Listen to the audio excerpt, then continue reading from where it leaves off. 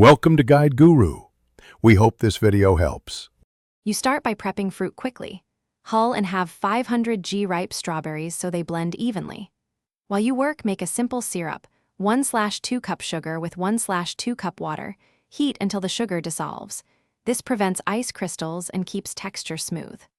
Once the syrup cools, add 1 tablespoon lemon juice to brighten flavor.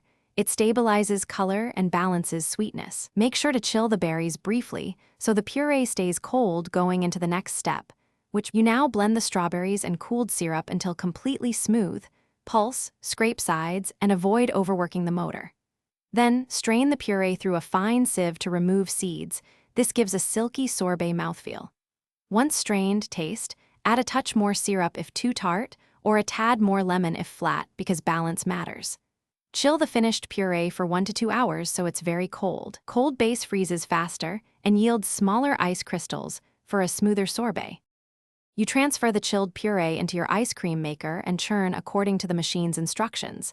Aim for a soft serve texture.